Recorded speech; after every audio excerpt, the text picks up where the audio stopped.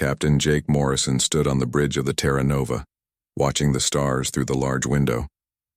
It was 2387, and humans had just learned how to travel faster than light. Jake was nervous. Today, his ship would meet aliens for the first time. The Terra Nova was not a warship. It carried gifts instead of weapons. Jake had boxes full of human music, paintings, and books about math. The leaders on Earth told him to be friendly and polite. They wanted to make friends, not enemies. "Captain, we're getting a signal," said Lieutenant Amy Davis from her station. She was young and excited about meeting aliens. "It's coming from that big ship ahead of us." Jake looked at the alien vessel. It was 3 times bigger than the Terra Nova and covered in strange metal that seemed to change colors. The ship belonged to the Zolothian Empire, one of the most powerful groups in the galaxy. "Open communications," Jake ordered. His hands were sweaty, but he tried to sound calm. The screen flickered and an alien face appeared. The creature had blue skin, 4 eyes, and a mouth full of sharp teeth. This was Admiral Korth, commander of the Zolothian patrol fleet. "Human vessel," Admiral Korth said in a voice that sounded like grinding metal. "You have entered Zolothian space without permission. Explain your presence." Jake stepped forward and smiled. "Greetings, Admiral Korth. I am Captain Jake Morrison of Earth. We come in peace. We have gifts for your people and hope to learn from you." Admiral Korth's 4 eyes stared at Jake for a long moment. Then he laughed, a sound that made everyone on the bridge uncomfortable. "Gifts? How amusing. Your species is very young and small. What could you possibly offer us?" Jake felt his crew tense behind him, but he kept smiling. "We offer friendship and knowledge. Humans are good at solving problems and making things work better." For the next hour, Jake showed the Admiral human art and music. He played a symphony by a composer named Bach and showed paintings of Earth's beautiful landscapes. Admiral Korth seemed bored at first, but gradually became more interested. "Your mathematics are adequate," the alien finally admitted, "and this music is not entirely unpleasant. Very well, humans. You may establish a small trading post in the outer system, but you will follow our rules." Jake nodded eagerly. "Of course, Admiral. We're grateful for your kindness." The meeting ended, and Jake's crew celebrated quietly. They had made first contact without anyone getting hurt. But Jake noticed something in Admiral Korth's eyes. The alien thought humans were weak. Over the next few months, more human ships arrived in alien space. Ambassador Lisa Carter came to negotiate trade deals. She was a smart woman who spoke softly and always said please and thank you. The aliens gave humans the worst deals possible, but Lisa always smiled and accepted them. "We're just happy to be part of the galactic community," she would say. Commander Rick Peterson arrived with a small fleet of human military ships. The aliens wanted to see how humans fought, so they set up training exercises. Rick made sure his ships looked good, but not too good.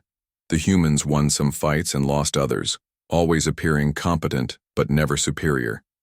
The galaxy began to see humans as useful but harmless. They were good engineers who could fix broken machines. They were decent soldiers who followed orders. They were polite diplomats who never caused trouble. Many alien species thought humans were lucky to be allowed in space at all, but the Zolothians grew more aggressive as time passed. They had been conquering other worlds for decades, and they didn't like how other aliens seemed to respect humans. Admiral Vexthul, who had replaced Admiral Korth, began bringing his warships close to human colonies. "They're just training exercises," Vexthul would say when humans complained. The worst incident happened near the human colony ship New Horizon. The ship carried 3,000 people who were moving to a new world. As it passed through space, controlled by the Zolothians, its engines suddenly failed. The ship crashed into an asteroid and everyone died. The official investigation blamed human technology. "Their engines are poorly designed," the report said. "This tragedy could have been prevented with better engineering." President Helen Brooks received the news in her office on Earth. She read the report carefully, then closed her eyes and took a deep breath. Her advisors sat around the table waiting for her response. Schedule a meeting with the Galactic Assembly, she said quietly. I want to address them about this tragedy. What should we tell them? Asked Secretary of State Tom Bradley. President Brooks looked at him with tired eyes. We'll tell them we're sorry for our poor engineering. We'll ask for better safety rules. We'll be the same polite, grateful humans we've always been. But after the meeting ended and everyone left, President Brooks made a phone call to a number that didn't officially exist. This is Helen, she said when someone answered. Activate the real fleet. It's time to stop pretending. 23 years had passed since first contact. For 23 years, humans had played the role of weak newcomers. They had accepted bad deals, unfair treatment, and now the murder of their people. They had been the galaxy's favorite underdogs. The galaxy was about to learn that humans had been lying about almost everything. In secret bases hidden throughout human space, lights began turning on. Ships that had never appeared on any official record started their engines. Weapons that officially didn't exist began charging their power systems. The humans were done being polite. Dr. Alan Mitchell looked like any other scientist. He wore thick glasses, carried a tablet full of research notes, and always seemed busy studying alien plants and animals. For 15 years, he had been humanity's top expert on alien biology. Other species respected his work and often asked for his help. But Dr. Mitchell had a secret. He wasn't just studying alien life forms. He was studying alien technology, looking for ways to break it. In his hidden laboratory beneath the Mars Research Station, Dr. Mitchell kept samples of every alien device humans had ever encountered. He had pieces of Zolothian shields, parts from Corthan weapons, and even fragments of the quantum communicators that let different species talk across the galaxy. The Zolothian shield generators have a critical flaw, he explained to his team during a secret meeting. They use a rotating frequency pattern, but there's a gap every 2.7 seconds where they're completely vulnerable. His assistant, Dr. Carol White, looked at the data on her screen.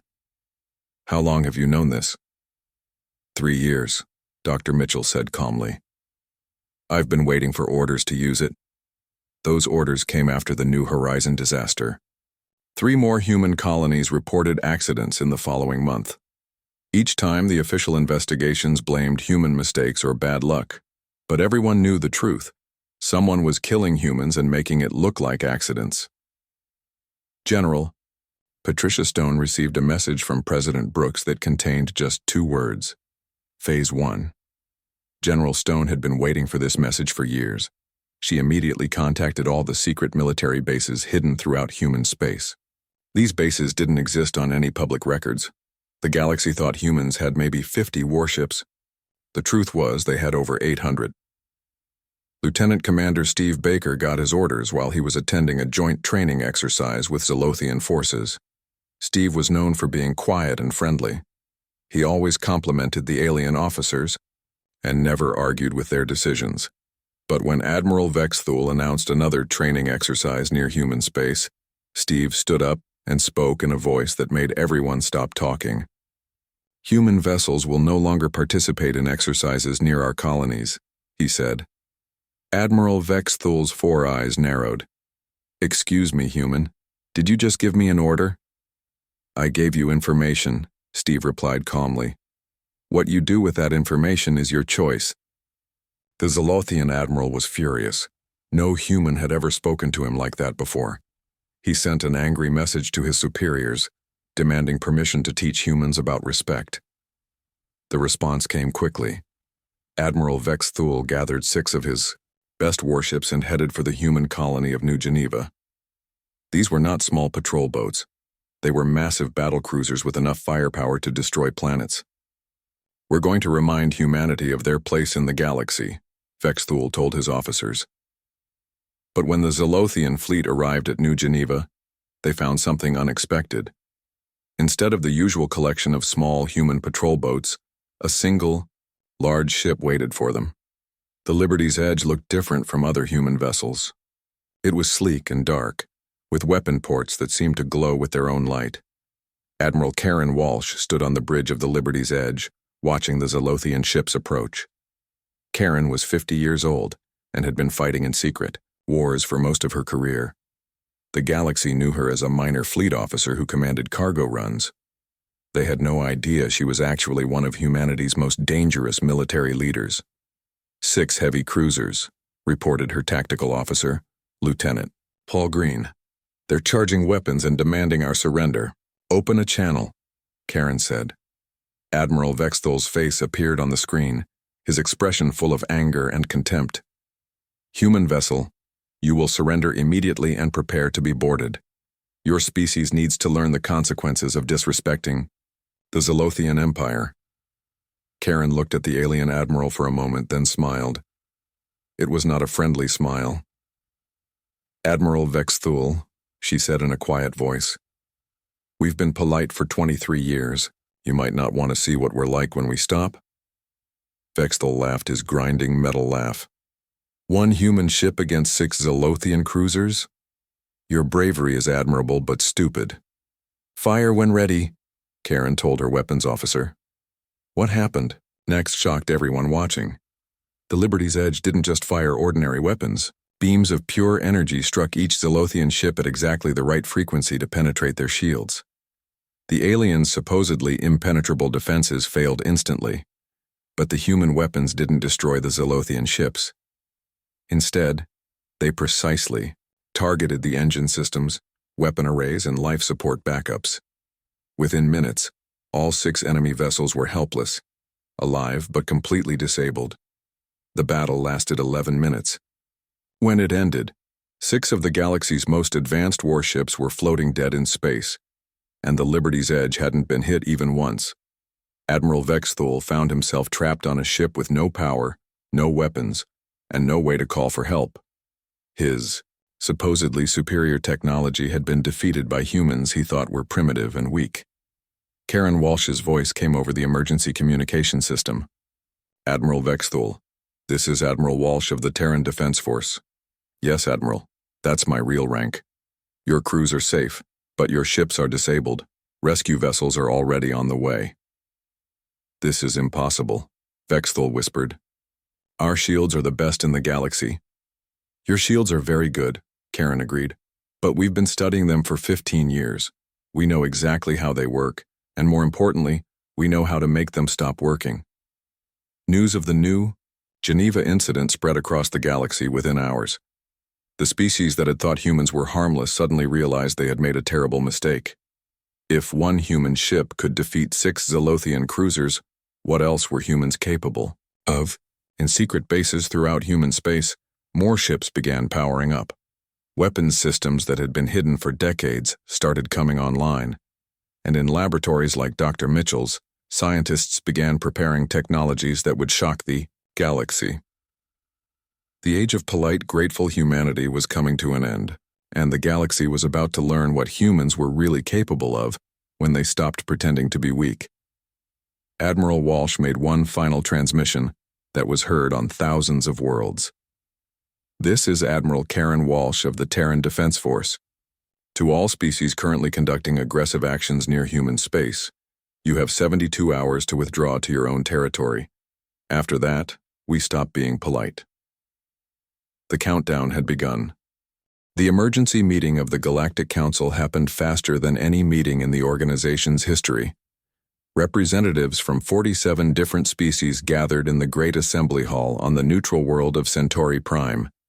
Everyone was talking at once, their voices creating a chaos of different languages and sounds. Ambassador Lisa Carter walked into the hall, and the noise slowly died down. But this was not the same Lisa Carter who had spent decades apologizing for humanity's shortcomings. She moved with confidence, her head held high, and when she looked at the other ambassadors, they saw something in her eyes that made them uncomfortable. Fellow representatives, Lisa began, her voice carrying clearly through the hall, I'm sure you're all wondering about the recent events at New Geneva. The Zolothian representative, General Kexmore, stood up angrily. Your species attacked our ships without warning. This is an act of war.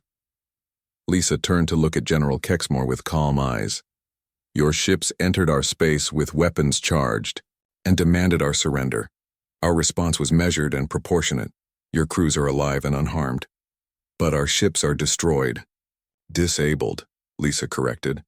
and they can be repaired. Unlike the 3,000 humans who died when the New Horizon was sabotaged.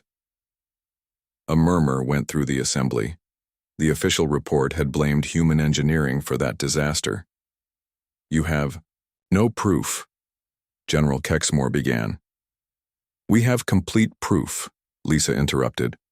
We've had it for months. We chose not to use it because we believed in diplomatic solutions. That was our mistake. She activated a holographic display that showed detailed technical readouts.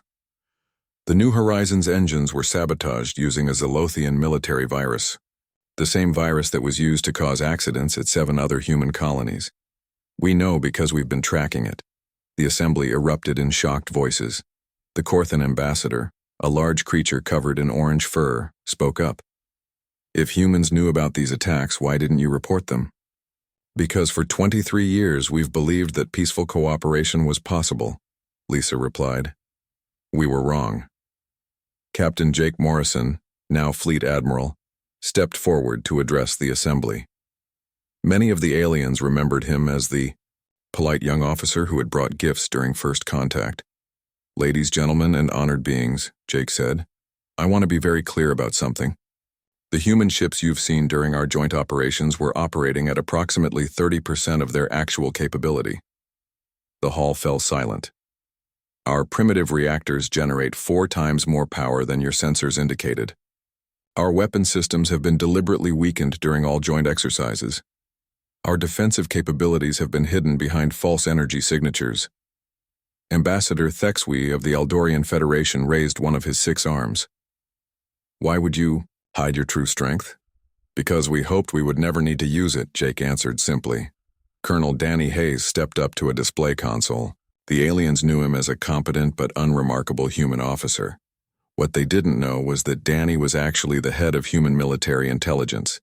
Every battle formation, every tactical procedure, every strategic doctrine that our alien allies have observed has been theater, Danny explained.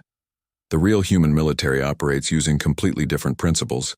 He activated a series of holograms showing human ships in their true formations. The sleek, coordinated movements looked nothing like the clumsy exercises the aliens had witnessed. Professor Nancy Bell, who most aliens thought was just a teacher, revealed her true identity as the director of Human Advanced Weapons Research. Our research colonies have been manufacturing facilities for the past 2 decades, she said. We've produced defensive systems that incorporate the best features of every major alien technology, improved by human engineering. She showed images of massive orbital platforms that had been hidden in asteroid fields throughout human space.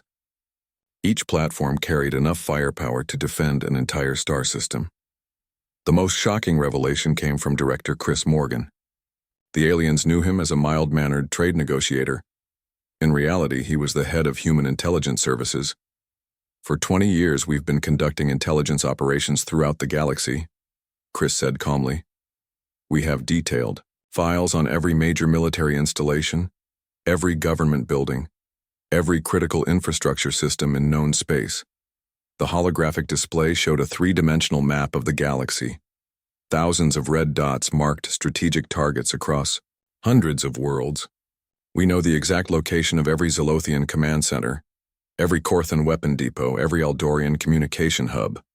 We know which leaders live where, what ships are stationed at which bases, and how many troops are stationed on each world. General Kexmore was staring at the display in horror. This is impossible. Our security is perfect. Your security is very good, Chris agreed. But humans are better at breaking things than you realized. Lisa Carter stepped back to the center of the assembly. For 23 years, humanity has held back not because we were weak, but because we chose to be peaceful. We absorbed insults, accepted unfair treaties, and endured attacks because we believed that civilization required restraint from those with power. She looked around the hall, meeting the eyes of representatives from dozens of species. But we will no longer allow our citizens to be murdered. We will no longer accept territorial aggression, and we will no longer tolerate military threats against human lives. The Corthan ambassador spoke in a shaky voice. What do you want from us? The same thing we've always wanted, Lisa replied. Peace, fair treatment, and respect. The difference is that now we're in a position to insist on these things. Admiral Jake Morrison activated his communication device.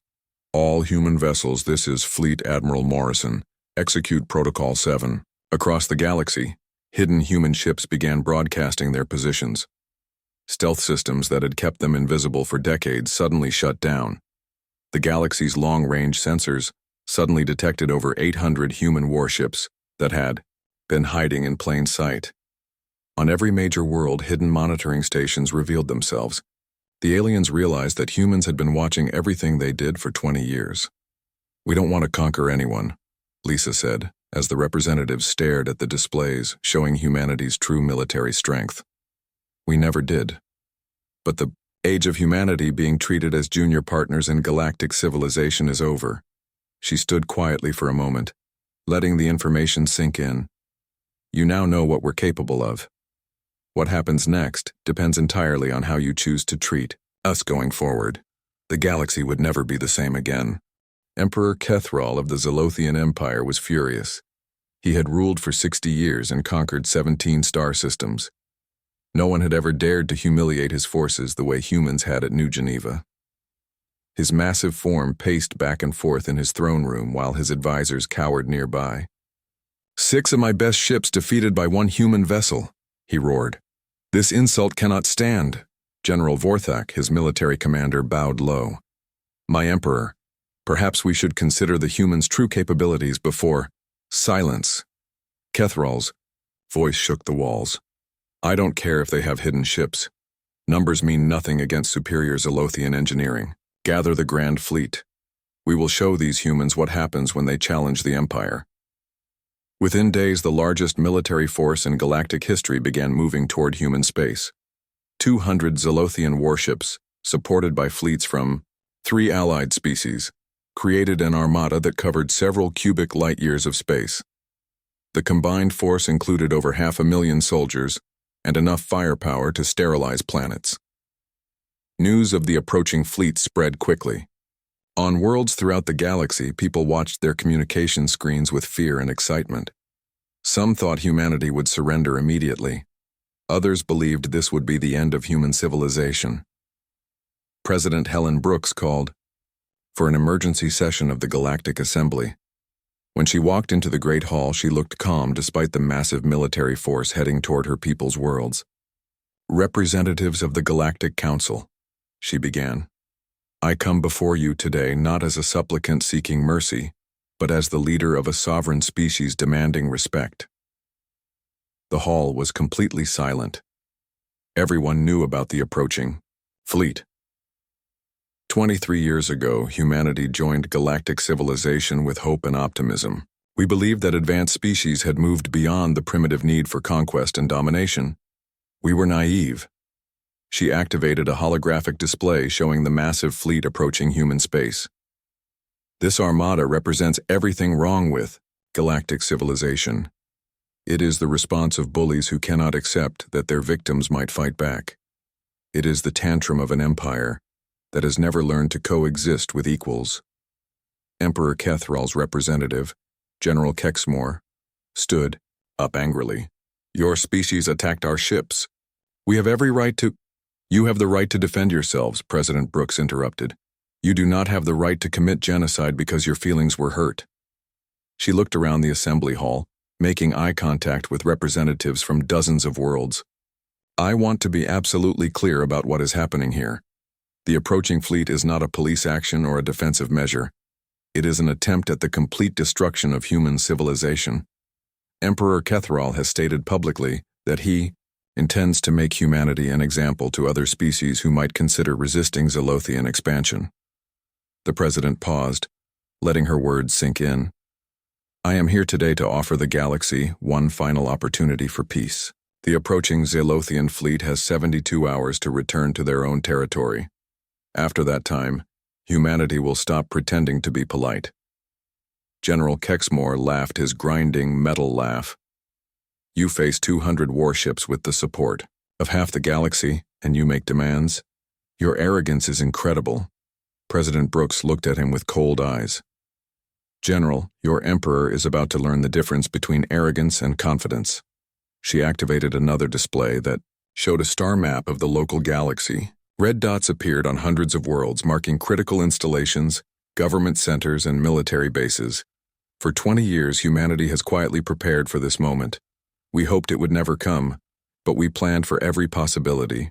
The approaching fleet is impressive, but it represents only a fraction of the military assets within 50 light-years of human space. The display zoomed in on specific targets. The representatives gasped as they recognized their own worlds among the marked locations. Every major shipyard, every command center, every critical infrastructure hub in this region of space has been mapped, studied, and targeted. We know which systems are vulnerable, which leaders make which decisions, and which facilities are essential to your civilizations. Captain Ben Foster appeared on the communication screen from the Deep Space Monitoring Station Watchful Eye. Most aliens thought it was just another human research facility. The truth was very different. "This is Captain Foster of Human Strategic Command," he said calmly. "I am currently tracking 1,247 major military vessels, 891 government installations, and 2,156 critical infrastructure targets within our operational area." The display showed detailed tactical information about ships, bases, and facilities across dozens of star systems. The level of intelligence was staggering. "We are not bluffing," President Brooks continued. "We are simply stating facts. Humanity has the capability to cripple galactic civilization within hours if we choose to do so." The Eldorian ambassador, Ambassador Thexwi, raised a shaking arm. "Are you threatening to destroy our worlds?" "We're threatening to defend ourselves," President Brooks replied. "The choice of what happens next belongs entirely to Emperor Kethral and his allies." She walked to the center of the assembly hall. "Humanity has no desire to be the galaxy's destroyer. We came to space seeking knowledge, friendship, and cooperation, but we will not be exterminated to preserve your comfortable illusions about galactic politics." The president looked directly at General Kexmore. "Your emperor believes that superior numbers guarantee victory. He is about to learn that wars are won by superior preparation, not superior pride." Captain Foster's voice came over the communication system again. "Fleet positions updated. The Zolothian Armada is currently 68 hours from human space. All strategic targets remain locked and ready." President Brooks made one final statement that was broadcast to every world in known space. "To Emperor Kethral and all who support this aggression, you have 68 hours to reconsider your actions. Humanity offers peace, but we will not beg for it. We will not bargain for the right to exist, and we will not allow our people to be slaughtered to satisfy your wounded pride." She turned to leave, then stopped and looked back at the assembly. "When this is over, the galaxy will have to decide what kind of civilization it wants to be. One based on cooperation and mutual respect, or one where might makes right. Choose wisely. The consequences will affect everyone." As President Brooks left the hall, representatives from dozens of species began frantically calling their home governments. The galaxy held its breath, waiting to see who would blink first. The countdown continued. The Zolothian Grand Fleet moved through space like a metal storm. 200 warships arranged in perfect battle formation, their hulls gleaming with the blue light of charged weapons. Emperor Kethral sat in his command throne aboard the massive, flagship destroyer of worlds, watching the tactical displays with satisfaction. 57 hours until we reach human space, reported Fleet Commander Zexthai. All ships report ready for battle. Good, Kethral growled. I want every human world to see us coming. Let them experience fear before they experience destruction. But on the bridge of the Deep Space Monitoring Station, Watchful Eye, Captain Ben Foster was watching something very different. His screens showed the internal systems of every ship in the approaching fleet. All vessels show normal operations, reported Lieutenant Sarah Johnson. Their confidence levels are high. They have no idea what's about to happen. Maintain monitoring protocols, Captain Foster ordered. Execute Phase 2 in exactly 14 minutes and 23 seconds.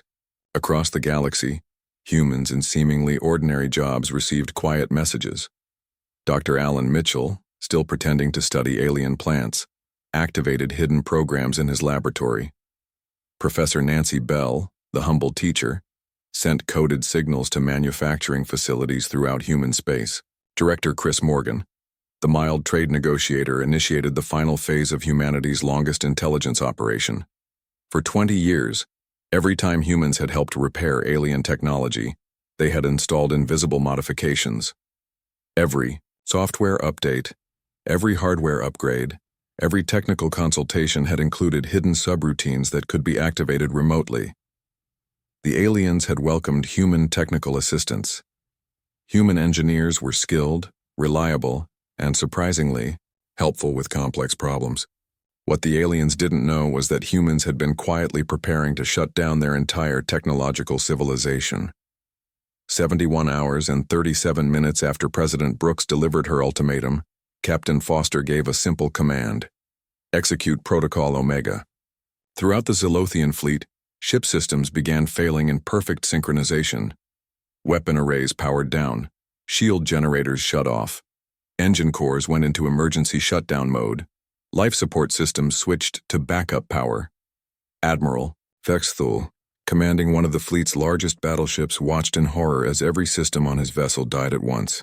"Engineering report," he shouted. "Sir, all primary systems have failed," came the panicked reply. "We're running on emergency power only. Weapons offline, shields offline, engines dead."